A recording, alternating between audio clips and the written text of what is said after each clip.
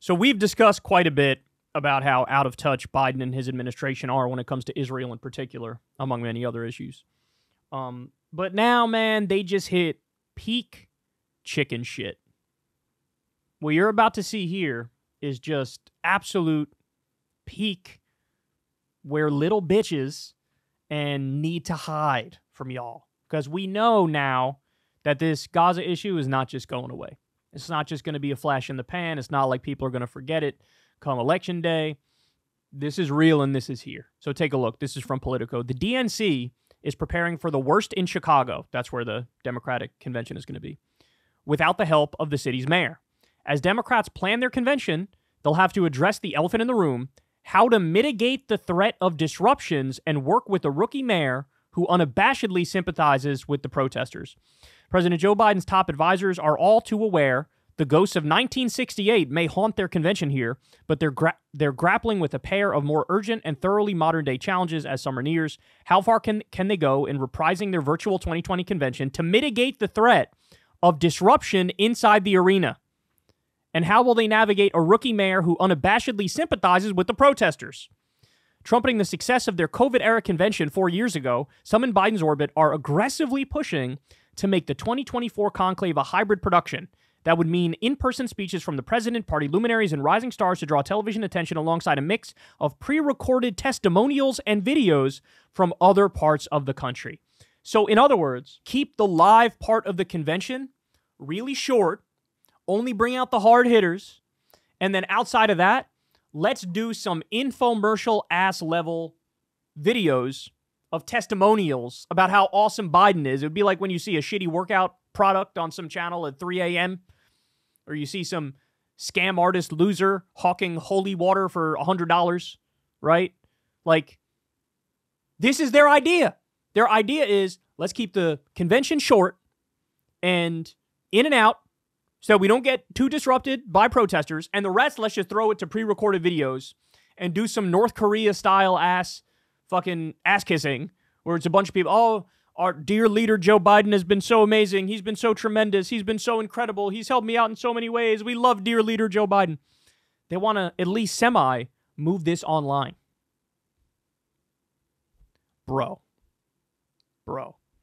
Look, you could say this. There was a time when they felt, oh, this Gaza thing is just going to go away. Nobody's going to be caring about a foreign policy issue as we get closer to the election. There was a time they thought that. You could certainly say they've at least woken up to the fact that that ain't true. That ain't true, because we're at the point now where any Democratic politician who's in Joe Biden's circle, whenever they go and give a speech, they get protested. Anybody who's hardcore pro-Israel, they get protested. You know, they've shut down public bridges, right? There's been a whole lot of movement around this issue because it turns out when you send our money and our weapons to go kill children, people are kind of pissed off about it. So the echoes of 1968, you bet your ass that's a real thing, bro. You bet your ass that's a real thing. Because 1968, with anti-Vietnam War protests and the convention exploding, even trying to shorten it and do the convention that way and just bring out Biden and a couple people to get in and out in an hour or two, even with that, they're in for quite a surprise, bro. We covered the story a while ago, how now at a bunch of Joe Biden events, they were going through the list of the people who were supposed to come, and they were excluding anybody with a Muslim-sounding name.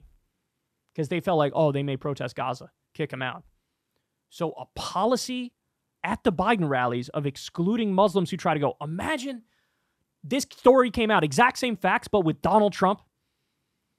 Donald Trump not allowing any Muslim voters into his rallies. Not that any would go in the first place, but you get the point. People are like, oh my God, this is a sign of his Islamophobia and his bigotry. This is absurd. Biden does it. It's reasonable. It's security. It's protective. It's just trying to make sure people can get through the speeches and da-da-da-da-da-da. This is so fucking chicken shit, man. You know, guys, there's a better way. There's an easier way to fix this. It's very straightforward. Change policy towards Israel. That's it. Stop sending money. Stop sending weapons. Condemn at the UN. That's all you got to do, bro. Stop sending money. Stop sending weapons. Condemn at the UN.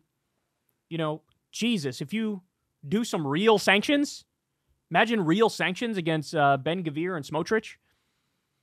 Like, Would people still be pissed off about the fact that you've been supporting a genocide for months? Absolutely. But that would definitely take the air out of the tires at least a little bit.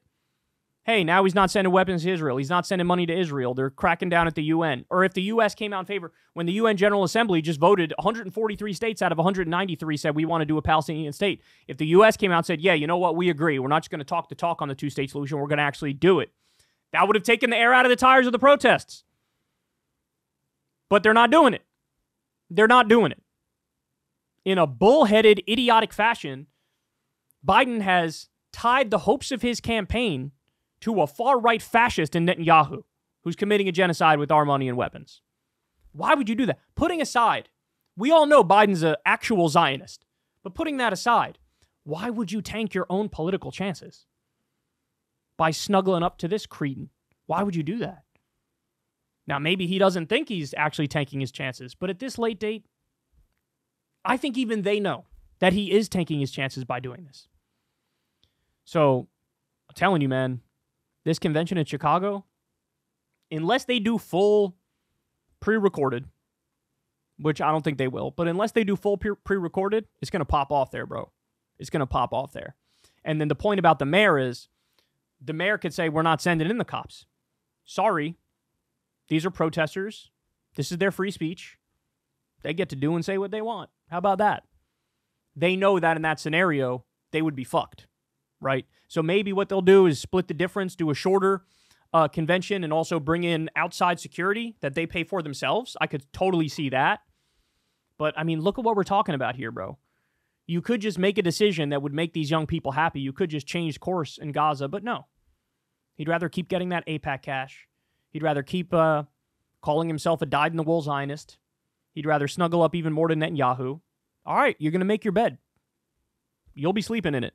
I think we all know that. Hey, y'all, do me a favor and like and subscribe. It helps out big time in the algorithm. Click the bell as well for notifications when videos drop, and watch that video on screen right now. You know you want to.